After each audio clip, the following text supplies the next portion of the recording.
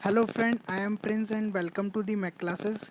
दोस्तों, अगर आप असिस्टेंट इंजीनियर, जूनियर इंजीनियर जैसे एग्ज़ामों की तैयारी कर रहे हैं तो फिर ये वीडियो आपके लिए है। दोस्तों, जैसा कि हम फ्लूइड मैकेनिक्स का डिस्कशन कर रहे थे, उसमें हम आज फ्लूइड प्रॉपर्टी का पार्ट नंबर 2 देखेंगे। अगर आपने पार्ट नंबर 1 नहीं देखा है तो आप उसको सबसे पहले जा कर के देख लें। आपको पार्ट 1 का लिंक दे दिया है, वहाँ से आप जा कर के क्लिक करके देख सकते हैं।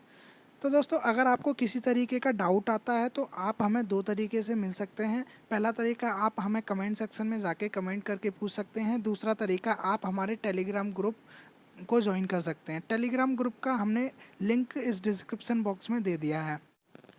दोस्तों, अगर आपको वीडियो पसंद आती है तो प्लीज़ आप वीडियो को लाइक ज़रूर किया करें। अगर आप मेरे यूट्यूब चैनल पर पहली बार आ रहे हैं तो प्लीज़ चैनल को सब्सक्राइब ज़रूर कर लें और अपने दोस्तों के साथ शेयर करना बिल्कुल ना भूलें। तो चलिए दोस्तों, अब इस वीडियो में हम बढ़ते हैं आगे। जैसा कि हम क्वेश्चंस देख रहे थे, क्वेश्चंस के थ्रू हम कॉन्सेप्ट को समझ रहे थे दोस्तों, तो इसमें भी वही करेंगे हम। इस क्वेश्चन में देखो, इसने बोला है सरफेस टेंशन की यूनिट क्या है, डायमेंशन क्या है। हमने सरफेस टेंशन के बारे में हमने लास्ट वीडियो में सब कुछ पढ़ लिया था, तो हम यहाँ पे एक्सप्लेन नहीं करेंगे। तो अब यहाँ पे देखें, ए ऑप्शन में न्यूटन मीटर स्क्वायर, ये किसकी यूनिट होती है? प्रेशर की। तो ये पहला ऑप्शन हमारा गलत हो गया। दूसरा ऑप्शन जूल पर मीटर। अब देखो, जूल जूल को समझो आप। जूल क्या होता है? वर्क। वर्क की ही यूनिट होती है जूल। और वर्क क्या होता है? Force into displacement. Force into displacement. Force की यूनिट क्या होती है? न्यूटन। और डिस्प्लेसमेंट की यूनिट होती है मीटर। अब आप यहाँ पे जूल की जगह पे न्यूटन मीटर रखेंगे तो मीटर से मीटर कैंसिल आउट हो जाएगा और न्यूटन न्यूटन बचेगा। तो फिर ये किसकी यूनिट हो गई? इसका मतलब फोर्स की। तो ऑप्शन बी भी आपका गलत हो गया। ऑप्शन सी देखो, joule per metre square. Joule की यूनिट क्या है? Metre. Newton metre. Newton metre यहाँ पे आप रखेंगे तो न्यूटन पर मीटर बचेगा। यहाँ पे ये यूनिट बचेगी न्यूटन पर मीटर, जो कि सरफेस टेंशन की यूनिट है। जैसे कि हमने कल पढ़ा था, फोर्स पर यूनिट लेंथ ही क्या है? सरफेस टेंशन होती है।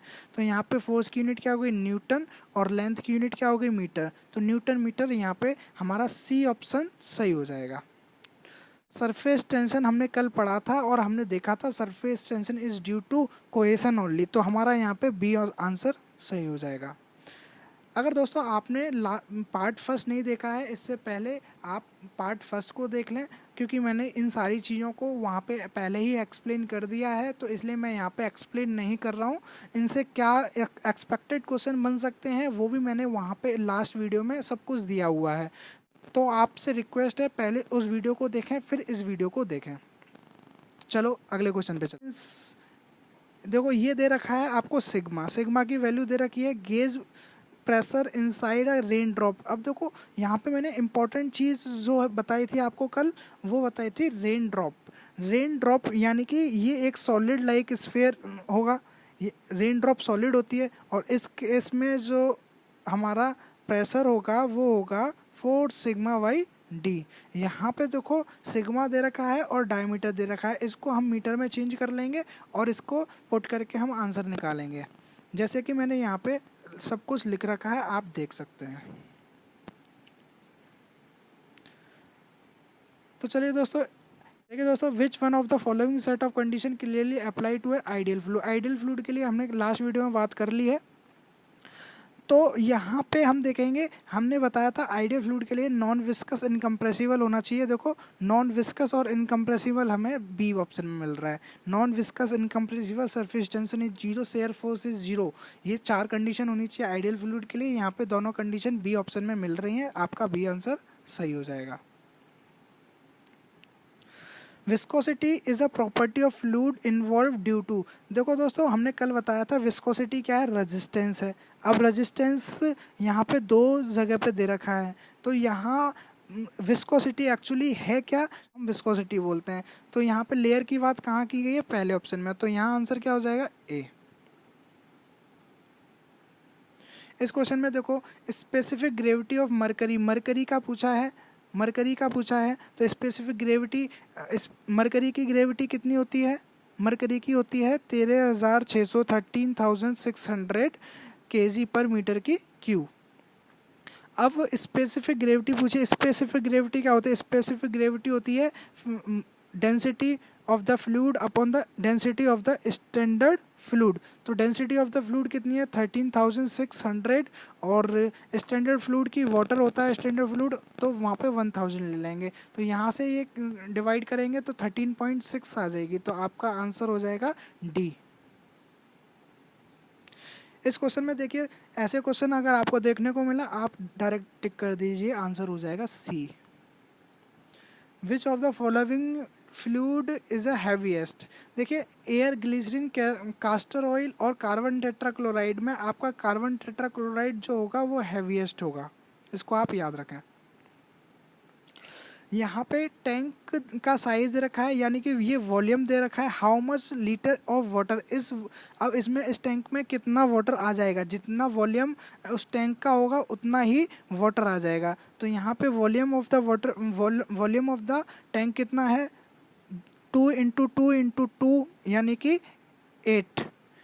ये कितने मीटर की क्यू, ये तो इसका हो गया वॉल्यूम, किस में? मीटर की क्यू में। लेकिन अगर लीटर में बोला जाए तो क्या करेंगे हम? इसमें 1000 से मल्टीप्लाई कर देंगे, और 1000 से मल्टीप्लाई करने के बाद ये हमारा कन्वर्ट हो जाएगा लीटर में, जो कि हमारा आंसर है यहाँ पे ए। इस क्वेश्चन में देखिए, अ क्यूब ऑफ 1 मीटर, इसकी साइड दे रखी है 1 मीटर, वेट दे रखा है 1000 न्यूटन इन वाटर। अच्छा, वाटर में वेट है 1000 newton. What will be the air, what will be the weight in air? अच्छा, वेट इन एयर पूछा है, ठीक है। अब इस केस में आप एक चीज़ देखो,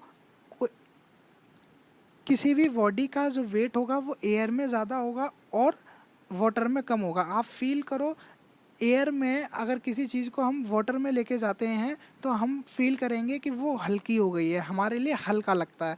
यानी कि हम अगर इक्विलिब्रियम कंडीशन को लगाएं तो weight in air is equal to, यहाँ पे इक्वल आएगा, weight in air is equal to weight in water plus submerge volume weight. ये वेट है, यहाँ पे गलत लिखा हुआ है, ये वेट है, सबमर्ज वॉल्यूम वेट।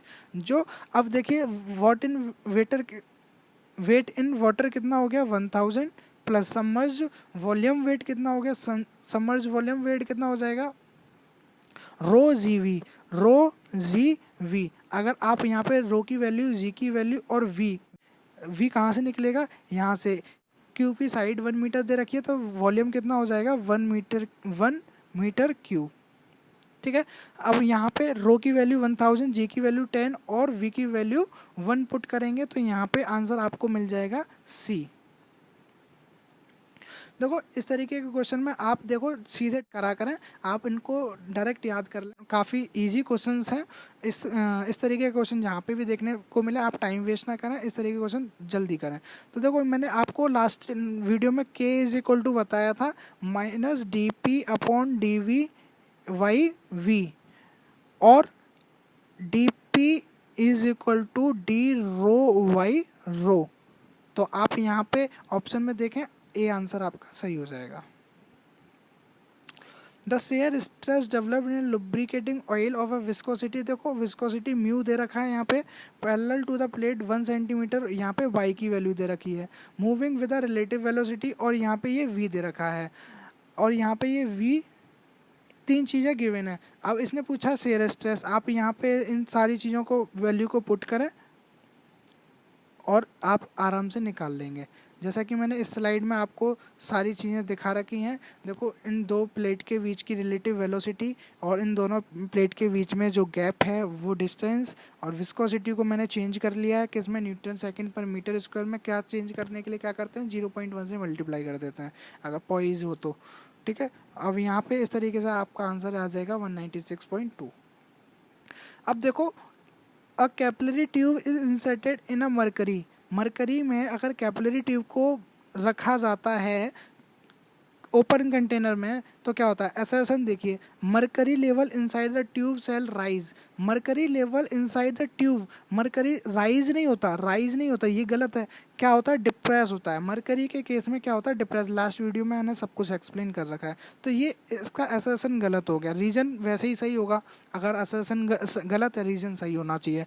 देखो, cohesion force between the mercury, molecules greater, बिल्कुल सही बात है। मरकरी के मॉलिक्यूल्स के बीच में कोहेसन ज़्यादा होता है एज कम्पेयर टू मरकरी, और गिलास के बीच में जो एडिशन होता है, एडिशन से ज़्यादा कोहेसन होता है, इसीलिए जो है ये नॉन वेटेड फ्लूइड होता है मरकरी। अगर वाटर होता तो इसका अपोजिट हो जाता। जैसा कि मैंने इस डायग्राम में दिखाया है, देखो ये डिप्रेस हो रहा है यहाँ पे, है ना, यहाँ पे राइज नहीं हो रही है मरकरी। इस केस में फॉर्मूला क्या होगा आपका, 4 sigma cos theta by rho G D. चलिए आगे।